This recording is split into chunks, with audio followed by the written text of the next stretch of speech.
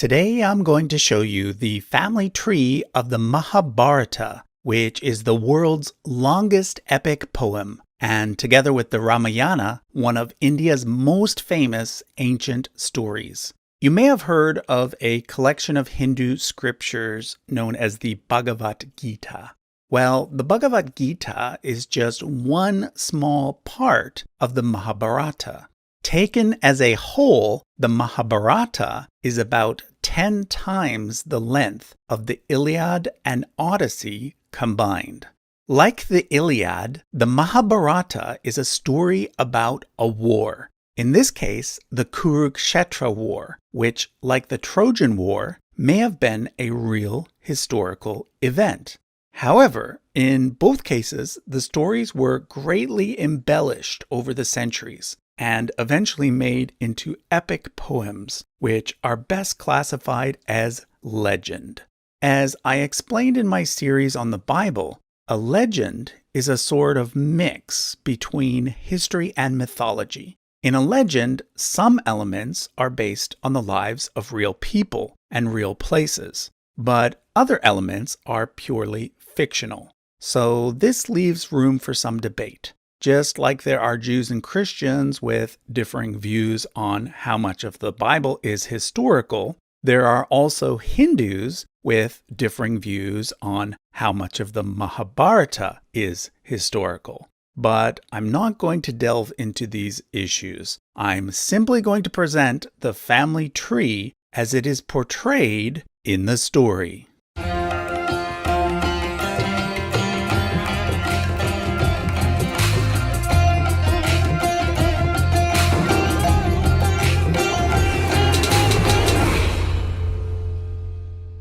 This video is part of a large collaboration between over a dozen different history YouTubers on the topic of Indian history, covering everything from the Indus Valley Civilization to the British Raj. You can find a link to the full playlist for Discovery of India in the description.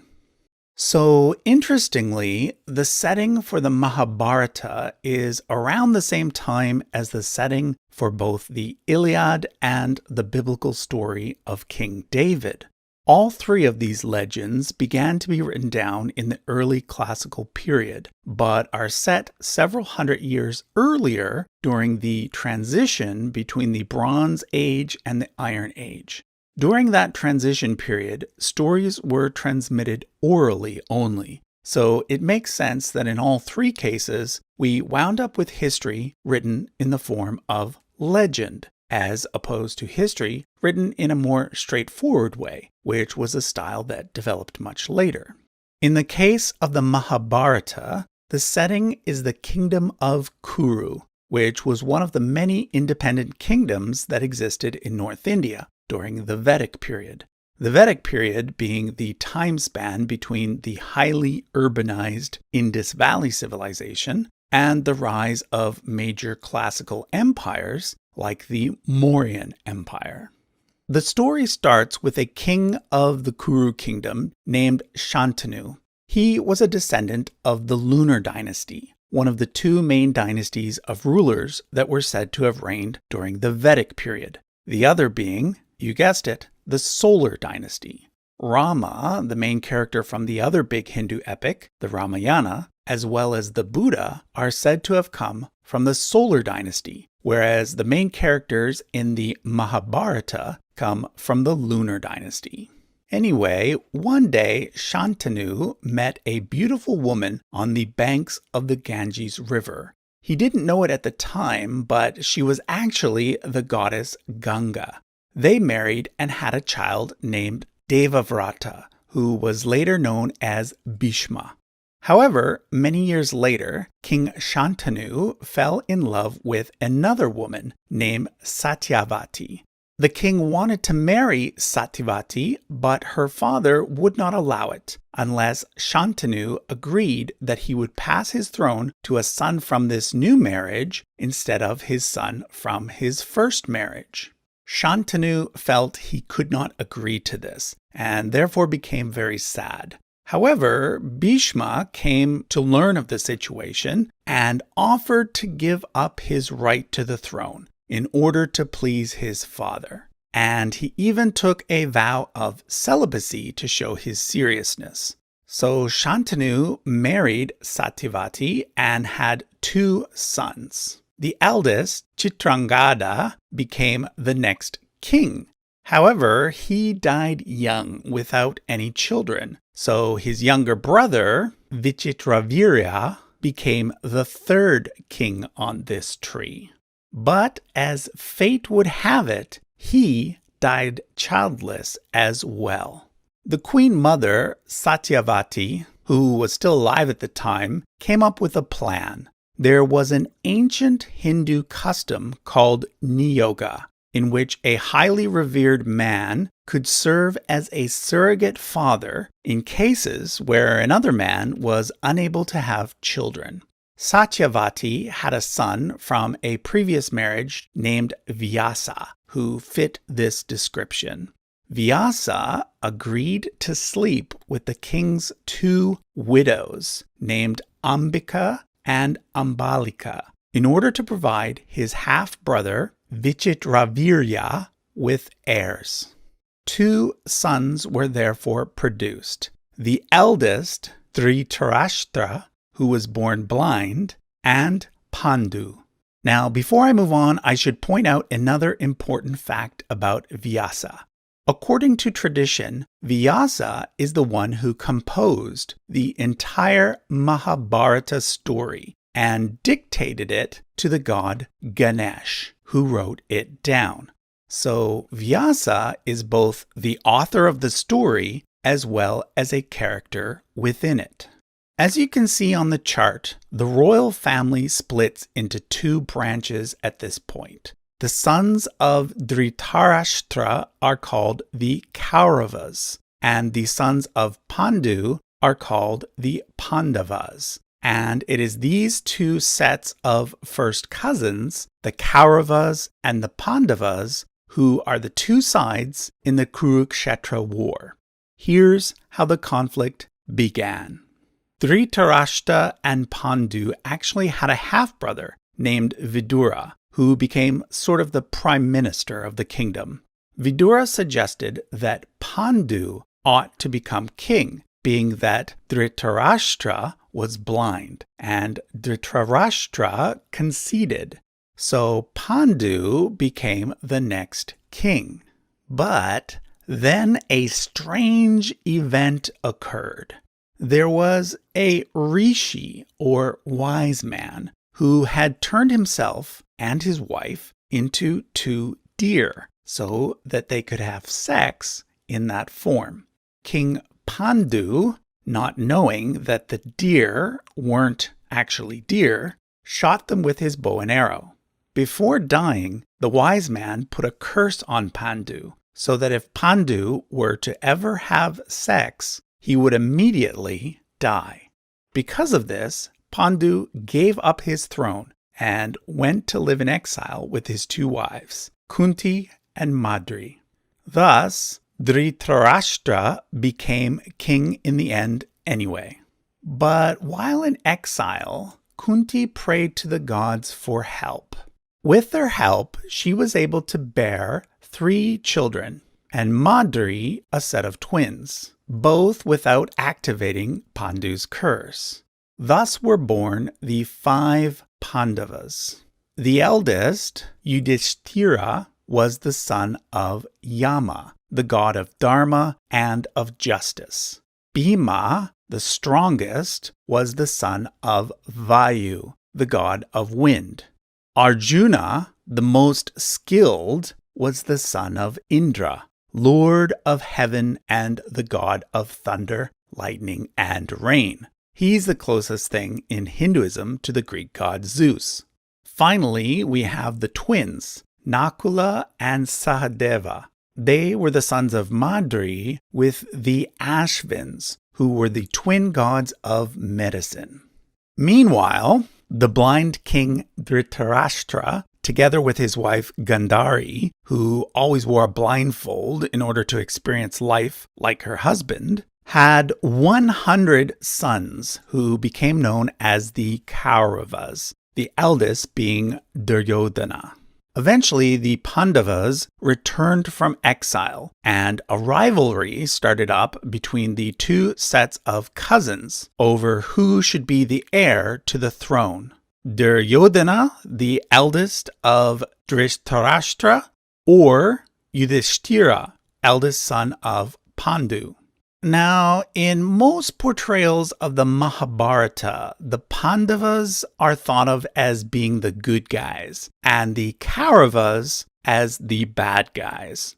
In reality, though, it's a bit more complex, because as with any good literature, most of the characters have both flaws as well as strengths. But basically, Arjuna is usually seen as being the main protagonist of the story, and Duryodhana as the main antagonist.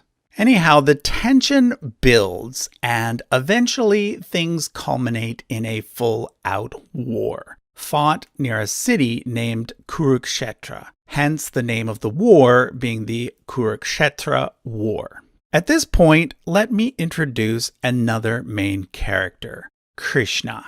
Krishna was originally a neutral party in the conflict, being a noble from a totally different kingdom, the Yadava kingdom. However, he had two important connections to the Pandava side. First of all, his father was the brother of Kunti, making him first cousin to the Pandavas. In addition to this, Arjuna married his sister Subhadra, making him Arjuna's brother-in-law. But the most important thing to know about Krishna is that he is actually one of the 10 avatars of the god Vishnu. Most people know the word avatar as being the icon you use to represent yourself in video games or online forums, or as an alien hybrid like in the movie Avatar. Both of these uses are related to the original meaning of the word, which was when a god became incarnated or born into the body of a human or animal. So basically, Krishna was Vishnu in the flesh. Now, Vishnu is not just any god. There are a lot of gods in Hinduism, but there are three who are sometimes said to be the most important: Brahma, Vishnu, and Shiva, the creator, the preserver, and the destroyer, sometimes called the Hindu Trinity. Now, like other religions, Hinduism can be divided into various different sects. The largest sect, Vaishnavism, sees Vishnu as being the supreme being, whereas Shaivism, the second largest sect, primarily associated with South India, sees Shiva being the main god. So for a lot of Hindus, Krishna is really, really important. Anyway, like I said, Krishna and his compatriots were originally neutral. He initially tried to broker a peace, but when that failed, he offered the following deal. One side would get his army, and the other side would get him, but as a non-combatant. Arjuna got to choose first, and he chose Krishna, appointing him as his charioteer. Duryodhana was pleased with this, thinking that he, by far, got the better side of the deal. When the battle was about to begin, Arjuna became very distressed because he did not want to have to kill his close relatives. What comes next is the famous conversation between Arjuna and Krishna that forms the section of the Mahabharata known as the Bhagavad Gita, one of the most revered set of verses in the Hindu religion, and basically a summary of Hinduism's main ideas. After the famous conversation between Arjuna and Krishna, the battles go ahead and last for 18 days. One of the main people that Arjuna has to fight against is a man named Karna, who is a close ally of Duryodhana. But there's a major plot twist. The Pandavas don't know it, but Karna is actually their brother. The Mahabharata includes Karna's backstory, where we find out that Kunti had a child by Surya before she married Pandu. But she gives him up and he is raised by adopted parents in the court of Dhritarashtra. Now, this video is just about the family tree, so I won't go into all the details of what happened during the 18 Days of War. Like I said at the beginning, the Mahabharatha is a really long story, and therefore I've had to leave out a lot of the various plot points. But let me tell you how the story ends. As you might have guessed, the Pandavas end up victorious. Karna, Duryodhana, and all of the Kauravas, except one, die in battle. The eldest Pandava, Yudhishthira, is crowned king and goes on to have a nice long reign. Later in life, he abdicates and passes the throne to Arjuna's grandson, Parikshit, and then the line of Kuru kings continue through him. The way the Mahabharata is written, it is actually Parikshit's son who is being told the whole story. And the person telling the story is another one of Vyasa's sons.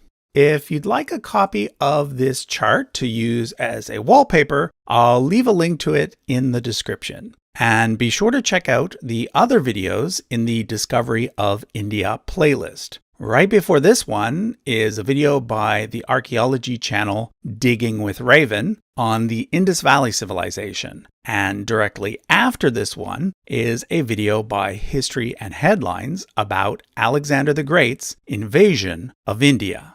Thanks for watching.